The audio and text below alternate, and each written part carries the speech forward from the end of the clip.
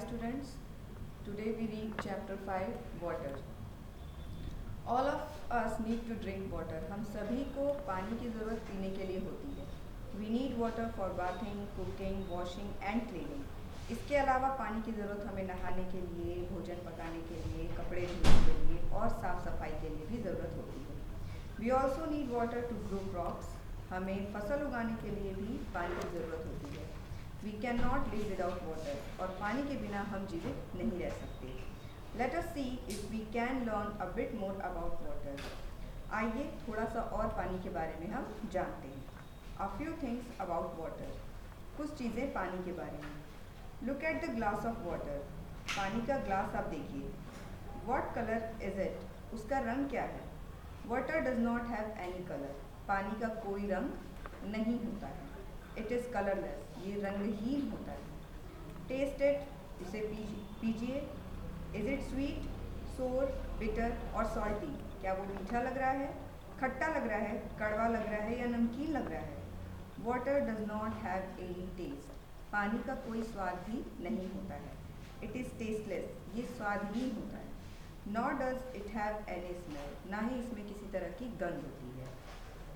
अब यहाँ पर कुछ एक्टिविटी दी हुई है. ये एक्टिविटी आप घर पे करेंगे कि आप बर्फ़ से पानी कैसे बनाएंगे और फिर पानी से बर्फ़ कैसे बनेगा. तो ये एक्टिविटी आप घर पे करते भी हैं.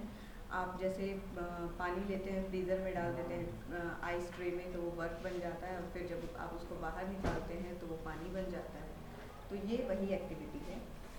Next, water and ice are two forms of the same thing. पानी और बर्फ़, पानी के ही दो रूप हैं. Ice is solid and water is liquid. Ice जो है वो ठोस रूप है और लिक्विड वाटर जो है वो द्रव्य रूप है. Ice melts to form water and water freezes to form ice. बर्फ़ जो है वो पिघलती है तो पानी बनती है और पानी जब जमता है तो वो बर्फ़ बनता है. Ice melts when you bring it out of the freezer because the room is warmer than the freezer. जब भी आप अपना आइस ट्रे जो आप फ्रीज़र में अपने रखते हैं, अगर आप कभी भी जब आप उसको बाहर निकालते हैं तो वो पानी बन जाता है, क्योंकि जो रूम का टेम्परेचर आपका होता है, जो रूम का आपके तापमान होता है, वो फ्रीज़र से गर्म होता है. So heat makes ice melt. इस तरह से जो गर्मी है वो बर्फ़ को पिघलाती है. Water freezes inside the freezer. और पानी फ्रीज़र के अंदर जम जाता है. Which is much colder than the room. जो पानी जो हमारा रूम है उसके तापमान से फ्रीज़र का तापमान जो होता है वो बहुत कम होता है. So water फ्रीजेज when you cool it. तो पानी जब भी आप उसको ठंडा करते हो, ज़्यादा ही ठंडा कर देते हो, तो वो जमने लगता है. फिर यहाँ पर एक और एक्टिविटी दी हुई है. यहाँ पर पानी को आप वाटर वेपर में यानी कि भाप में कैसे बदलोगे ये बता रहा है, और फिर उस भाप को पानी में कैसे बदलोगे ये भी बता रहा है. When you heat water, जब आप पानी को गर्म करते हो, it boils and changes into water vapor. फिर वो खौलने लगता है और उसके बाद फिर वो भाप बन जाता है. Water vapor is the gaseous form of water. Water vapor जो है वो पानी का गैस का रूप है. The water vapor rising from the mug get cooled when it comes near the bowl of ice.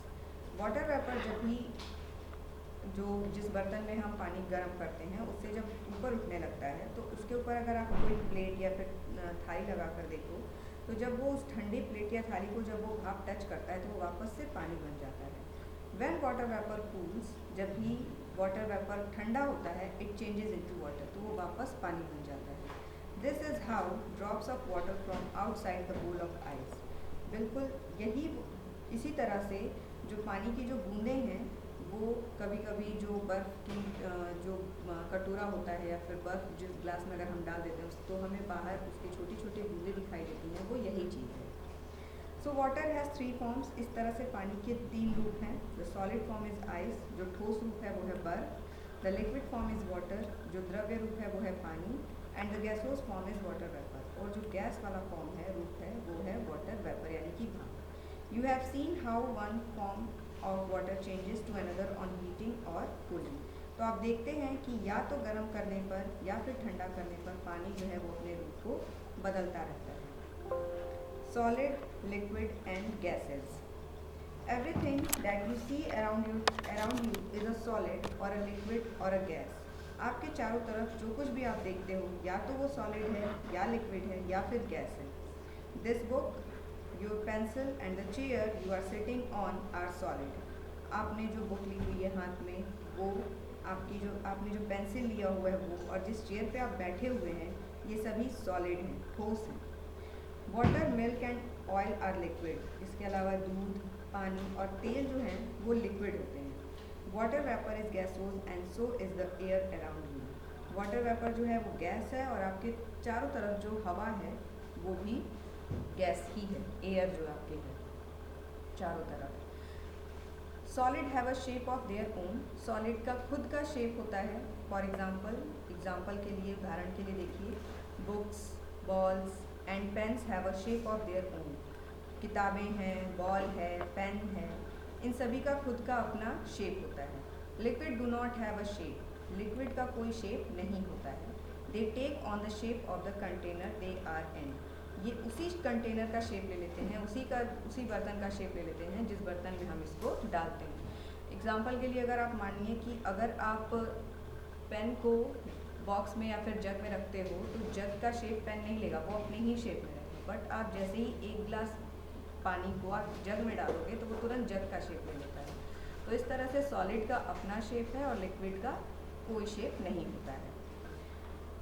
Next, the water vapour rising from the mug did not have any shape. Water vapour जो भाप जो निकलता है उसका भी कोई shape नहीं होता है। When you fill air in a balloon, air takes the shape of the balloon, it does not have a shape of its own. जब भी आप हवा बलून में भरते हैं तो वो बलून का शेप ले लेता है। इसके अलावा आप साइकिल में हवा भरते हो, आप गाड़ी में हवा भरते हो, तो वो उसी का शेप लेता है, टायर का शेप ले लेता है। It does not have a shape of its own. Water vapour का कोई शेप नहीं होता है। लाइक लिक्विड की तरह gases do not have a shape. Gases का भी कोई शेप नहीं होता है। Water changes form in nature. प्रकृति में पानी अपना रूप कैसे बदलता है। Very high mountains are covered with snow.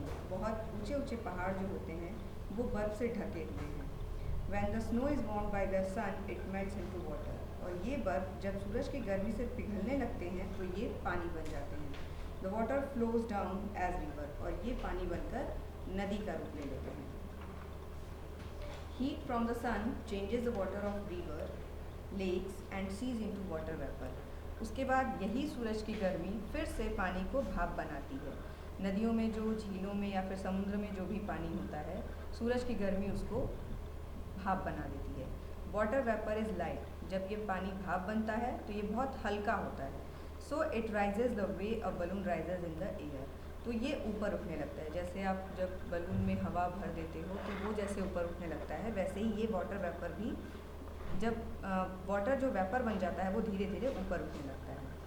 As it rises it comes into contact touch with cool air. और जैसे जैसे ये ऊपर जाता है तो ऊपर ठंडी हवा से ये टच होता है, मिल जाता है। Then it cools and changes into tiny drops of water. उसके बाद फिर वो जो वाटर वेपर गर्म है वो भी ठंडा हो जाता है और छोटी छोटी पानी की बूंदों में बदल जाता है।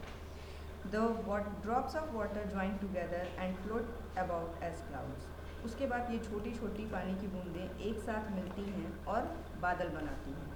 Clouds and balloons can float in the air because they are light.